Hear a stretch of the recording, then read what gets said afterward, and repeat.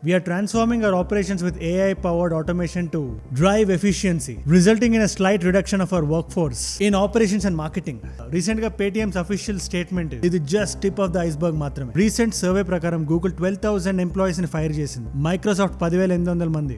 Amazon దగ్గర number 18,000 దగ్గర ఉంది. ఇది నువ్వు గ్లోబల్ రిసెషన్ అనుకుంటున్నావా? అయితే ఇండియన్ నంబర్స్ గురించి మాట్లాడదాం. Unacademy, Oyo, Byju's and Meesho కలిపి 21,500 మెంబర్స్ ని ఫైర్ చేశారు. అంతేందుకు మన ఇండియాలోనే 120 స్టార్ట్అప్స్ కలిపి లాస్ట్ ఇయర్ మాత్రమే 34,000 మంది ఫైర్ అయ్యారు. Why are Indians losing jobs all of a sudden? కష్టపడి స్కూల్లో కాలేజ్లో ఫస్ట్ మార్కులు తెచ్చుకొని మెరిట్ ర్యాంక్ తో ఇంజనీరింగ్ కాలేజ్లో సీట్ తెచ్చుకొని కష్టపడి ఐటీ సెక్టర్ లో జాబ్ సంపాదించిన 2 సంవత్సరాలకే జాబ్ పోతే ఎట్లా ఫీల్ అవుతావు? ఆ మనోవేదన ఎట్లుంటది? జల్సా సినిమాలో పవన్ కళ్యాణ్ గారి డైలాగ్ ఉంటది కదా, కంటికి కనిపించిన ఏదో ఒక శక్తి కొన్ని టన్నుల బరువుతో భూమిలో తొక్కుతున్నట్టు నీకు ఎప్పుడైనా అనిపించిందా? మనకి తెలియకుండా ఏదైనా జరుగుతుందా? Or is it a conspiracy? Companies ముందు నుంచే తెలిసి లోగా ఏఐని ఇండ్యూస్ చేస్తూ జనాల్ని బయటికి తోసేస్తున్నారు. మనం ఎంత జాగ్రత్తగా ఉండాలి? కెరియర్ ని చూస్ చేసుకున్నప్పుడు ఏ ఫ్యాక్టర్స్ ని మైండ్ లో పెట్టుకోవాలి? ఈ వీడియోలో మన కాళ్ళ మీద మనం నిలబడడానికి ఫ్యూచర్ ని దృష్టిలో పెట్టుకొని నేను కొన్ని పాయింట్స్ చెప్తా. Let us scientifically dissect the jobs issue in Telugu states. What would your kind of observation be on AI and the impact on labor markets and people's jobs? Well, I think we are seeing the most disruptive force in history here. Companies have been trying to cut down on workers for as long as those workers have demanded pay and benefits. With every AI leap comes the same question: will it take over our jobs?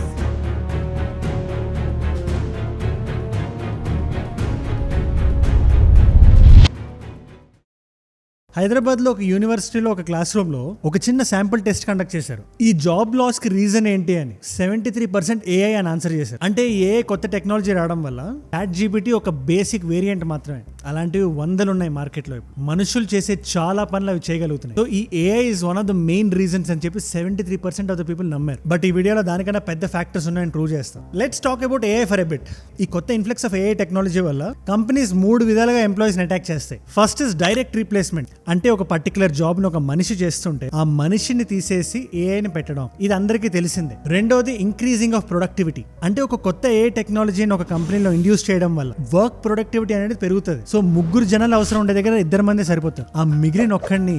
మూడోది priorities changing. అంటే overall attitude of the company different ఉంటే, అంటే ఆ company యొక్క fundamentals నుంచి AI based గా దాన్ని transfer చేద్దాం అనుకుంటే అప్పుడు లే ఆఫ్స్ అనేవి జరుగుతాయి. ఇది మీకు ఇంకా క్లియర్ గా అర్థం అవడానికి ఒక చిన్న ఎగ్జాంపుల్ తో చెప్తా. Let us talk about YouTube. ఒకప్పుడు యూట్యూబ్ లో ఉండేటప్పుడు when you need help, suddenly ఏదో ఇష్యూ జరిగింది, కాపీరైట్ క్లెయిమ్ ఏదైనా వచ్చింది, లేదా మానిటైజేషన్ సరిగ్గా జరగలేదు, so you will request for help. So first లో ఎట్లుండేదంటే వెన్ యూఆర్ టైపింగ్ ఒక రెగ్యులర్ పర్సన్ ఇమీడియట్లీ రెస్పాండ్ అయ్యేటోళ్ళు. But right now majority of the problems, until you ask నాకు మనిషితోనే మాట్లాడాలి అని మీరు స్పెసిఫిక్గా అడగకపోతే, నీ ప్రాబ్లమ్ని డైసెక్ట్ చేయడం నుంచి దాని సొల్యూషన్ వరకు ఒక బాటే ఇస్తుంది. ఇండియన్ కాంటెక్స్ట్ లో ఎక్స్ప్లెయిన్ చేద్దాం. There is this company called Dukaan. ఏదైనా ఎంటర్ప్రైజ్ కి దాని వెబ్సైట్ డెవలప్ చేయడానికి దుకాన్ అనేది ఎయిడ్ చేస్తుంది.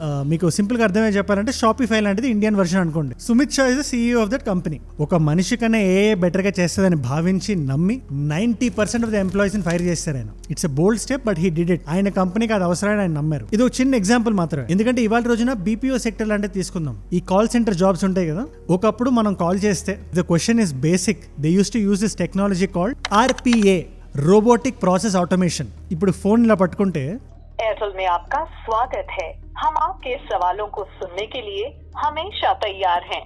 దీంతో డిసడ్వాంటేజ్ ఏంటంటే స్పెసిఫిక్ ఆన్సర్స్ ఉండవు అండ్ ప్రతి ఆన్సర్ కి ఒక కోడ్ రాయాల్సి వస్తుంది. ఫ్రస్ట్రేట్ అయిపోతాం మనం. బట్ ఇప్పుడుండే కొత్త ఏ టెక్నాలజీని ఈ RPAని మిక్స్ చేస్తే ఇంటెలిజెంట్ ఆటోమేషన్ అనే బ్యూటిఫుల్ టెక్నాలజీ మనకు వచ్చింది. సో ఇవాళ రోజున you can directly talk to a bot. So ఇదే దుకాన్ ట్రై చేసింది, 6 months దాకా ట్రై చేసింది. ఇది మనకు వర్కౌట్ అవుతుంది అనుకోండి. 90% ని దెబ్బకి నేను బిగినింగ్ లో చెప్పిన Paytm కూడా ఇదే చేసింది. నౌ దట్ ఏ ఈక్వేషన్ పక్కన పెట్టాం కాబట్టి let's talk about another facet. World economic forum 2022లో రకరకాల వరల్డ్ లీడర్స్ కూర్చొని ఈ లాస్ ఆఫ్ జాబ్స్ కి రీజన్ ఏంటని అడిగితే they said 3 things: inflation, affordability and national debt. ఇందులో ఫస్ట్ వర్డ్ నువ్వు గమనించాలి, inflation. Most of the countries మనం అడిగితే జాబ్స్ ఎందుకు తీసేస్తున్నారు, జాబ్స్ ఎందుకు లేవు, జాబ్స్ ఎందుకు క్రియేట్ అవ్వట్లేదు అని అడిగితే ఇన్ఫ్లేషన్, రిసెషన్, ఈ రెండింటిని ఒక కామన్ వర్డ్ లో, ఒక కామన్ బ్రాకెట్ లో పెట్టి ఇవి రీజన్స్ అని చెప్తారు. దీనివల్ల కొన్ని లక్షల్లో జాబులు పోవడానికి ఇవే రీజన్ అని చెప్తారు. Now let me explain them. Inflation, recession ఈ రెండు నువ్వు అర్థం చేసుకోవాలంటే GDP అంటే ఏంటో నువ్వు తెలుసుకోవాలి. ప్రతి కంట్రీకి ఒక GDP అనేది ఉంటుంది. GDPని సింపుల్ గా ఎక్స్ప్లెయిన్ చేయాలంటే, నువ్వు ఇంటి బయట కిరాణా షాప్కి వెళ్ళి చిన్న చాక్లెట్ కొన్నా అనుకో, 1 రూపీ చాక్లెట్.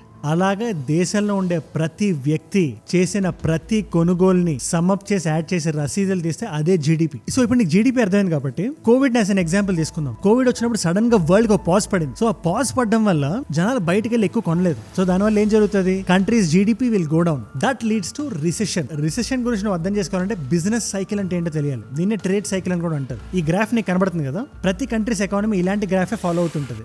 కాకపోతే ఒక కంట్రీ సక్సెస్ గానీ ఫెయిలియర్ గానీ ఎట్లా చెప్తామంటే ఎంతవరకు రైజ్ ఉంది, ఎంతవరకు లో ఉంది. ఏదో గ్రాఫ్ దిగడం చూస్తున్నావు కదా, అది ఎంత కాలం వరకు దిగుతుంది అనేది నువ్వు చూడాలి. 2 క్వార్టర్స్ కన్నా ఎక్కువ అయితే, అంటే ఫర్ ఎగ్జాంపుల్ 6 months కన్నా ఎక్కువ అది ఓన్లీ లో ట్రెండ్ లో ఉంటే ఆ కంట్రీ రిసెషన్ లోకి వెళ్తుందని అర్థం. రిసెషన్ లోకి వెళ్తే అన్ఎంప్లాయ్మెంట్ పెరుగుతుంది. అదొక సైకిల్లోకి వెళ్ళిపోతుంది. జనాలు తక్కువ ఖర్చు పెడతారు, తక్కువ కొంటారు, జీడిపి తగ్గుతుంది, రిసెషన్ పెరుగుతుంది. ఇది ఎప్పుడైతే స్నోబాల్ ఎఫెక్ట్ లోకి వెళ్తుందో గ్రాఫికల్ గా ఎక్స్ప్లెయిన్ చేస్తాం. ఇప్పుడు జనాలు వస్తువులు తక్కువ కొంటున్నారు, దానివల్ల ఏమవుతుంది, ఏ బిజినెస్ నుంచి అయితే కొంటున్నారో ఆ బిజినెస్ కూడా తక్కువ అమ్ముతుంది. దానివల్ల నెట్ నెగటివ్ జీడిపి ఉంటుంది కంట్రీకి. దానివల్ల ఉద్యోగాలు తీసేయాల్సి వస్తుంది. ఇప్పుడు ఈ ఉద్యోగాలు తీసిన దగ్గర ఎక్కువ డిస్పోజబుల్ ఇన్కమ్ ఉండదు. సో వాళ్ళు తక్కువ షాప్ చేస్తారు. సో అన్ని ఎకనామిక్ స్ట్రేటాలో ఉండేటోళ్ళు ఇలా తక్కువ షాప్ చేసి ఇది ఒక సైకిల్ అయ్యి ఇది ఒక స్నోబాల్ ఎఫెక్ట్ లో అయితే that is what is exactly recession. Most layman terms లో ఎక్స్ప్లెయిన్ చేశా. ఇప్పుడు ఈ స్నోబాల్ ఎఫెక్ట్ లో సైజ్ ఎంత పెరుగుతుంది అంటే ఒక regular middle class person plate మీదకి ఫుడ్ రానంత అంత పెరిగితే కంట్రీ డేంజర్ లో ఉన్నట్టు. ఇప్పుడు ఈ రెసెషన్ ని ఇన్ఫ్లేషన్ తో కలిపితే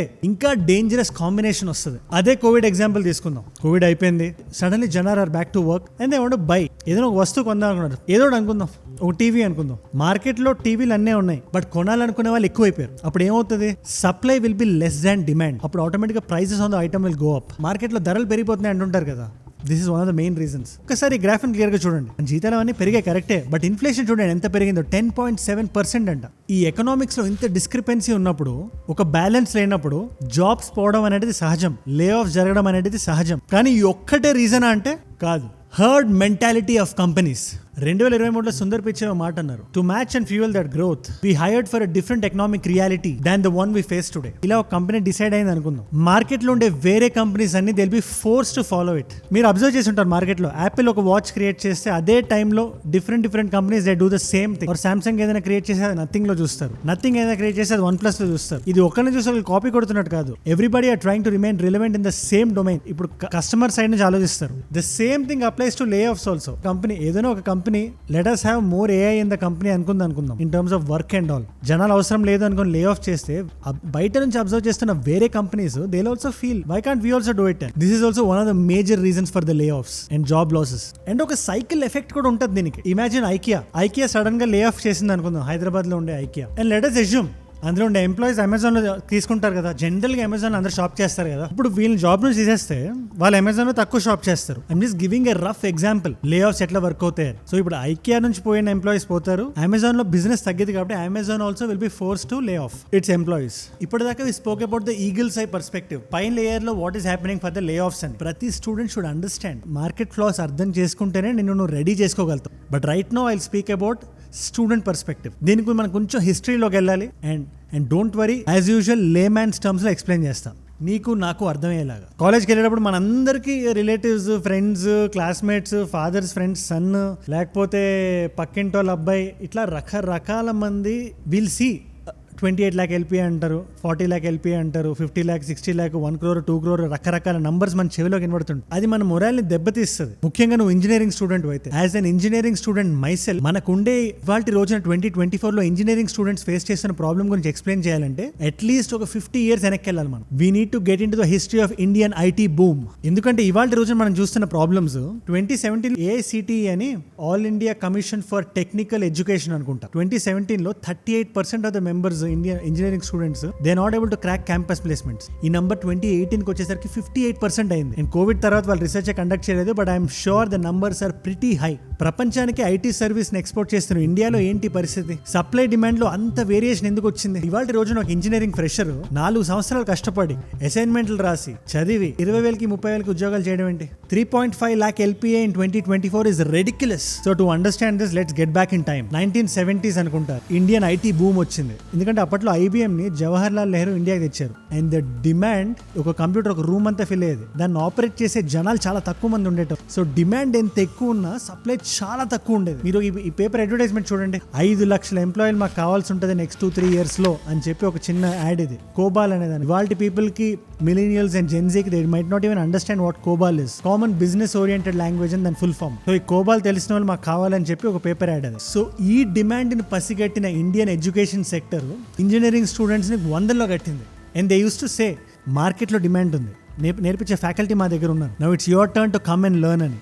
అప్పుడే ఈ ఇంజనీరింగ్ అనేది మన ప్రపంచానికి పట్టింది. Indian households after 1970s engineering అని పుష్ చేసేటోళ్ళు. మీన్ వైల్ ఈ IBM ఏదైతే ఉందో అది 1973లో ఎగ్జిట్ అయిపోయింది. ఇండియన్ రెగ్యులేషన్ యాక్ట్ అని చెప్పి అదేదో బాండ్లు అవన్నీ చెప్పి they almost force them out of the country. But వాళ్ళు తెచ్చిన ఎక్విప్మెంట్ ఇండియాలోనే ఉండిపోయింది. ఇది పసిగట్టిన companies like Wipro, TCS, Infosys 1980sకి వచ్చేసరికి దే హ్యాడ్ దేర్ బాల్. మన దగ్గర డిమాండ్ ఎంత ఎక్కువైపోయిందంటే ఇంజనీరింగ్ కాలేజ్ నుంచి వచ్చిన స్టూడెంట్స్ వల్ల we started exporting IT services ఈ కంపెనీస్ ద్వారా.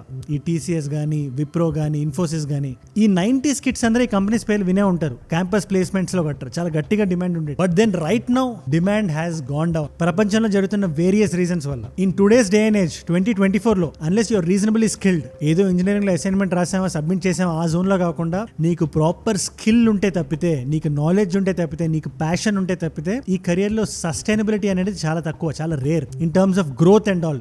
నీకు వర్టికల్ గ్రోత్ కూడా కావాలంటే you have to be very skilled and very passionate in this. నువ్వే చూడు, ఇప్పుడు companies everybody is having their own broadcast channel. అది ఏ ప్లాట్ఫామ్ అయినా అవ్వనివ్వండి, ఇన్స్టాగ్రామ్ అవ్వనివ్వండి, యూట్యూబ్ అవ్వనివ్వండి, or any other platform, they are marketing it directly. ఇదివరకు ఎట్లుండేది అంటే ఒక మార్కెటింగ్ ఏజెన్సీ ఉండి టీవీకి ఒక కమర్షియల్ క్రియేట్ చేసి ఆ కమర్షియల్కి ఒక స్టార్ని పెట్టి then they use to make an ad and then they use to get attracted to customers. But ఇవాళ రోజున CEOs are the new brand ambassadors. They are creating their own brand identity. వాళ్ళు బయటకు వస్తున్నారు. వీళ్ళందరికీ ఎవరు కావాలి? They need content creators, they need editors, they need business strategist and all these people. ఒక YouTube ఛానల్కి, ఒక కాంటెంట్ క్రియేషన్కి ఏదైతే కావాలో ఆ జాబ్స్కి ఇవాళ రోజున డిమాండ్ ఎక్కువ ఉంది, మోర్ దాన్ IT అయినా ఏదైనా. That's today's reality. మనందరం అది యాక్సెప్ట్ చేయాలి. ప్రతి స్టూడెంట్ నేర్చుకోవాల్సిన విషయాలు 3 ఉన్నాయి. నువ్వు ఇంజనీరింగ్ కాలేజ్ కానీ లేదా మెడికల్ కాలేజ్ కానీ వెళ్తుంటే let me be very frank with you. You need to understand the market gap. అసలు మార్కెట్లో గ్యాప్ ఎక్కడుందని నువ్వు చూడాలి. రెండోది, నీ ప్యాషన్తో దాన్ని కొలాబరేట్ చేయాలి. You need to know okay what is that thing that I can enjoy.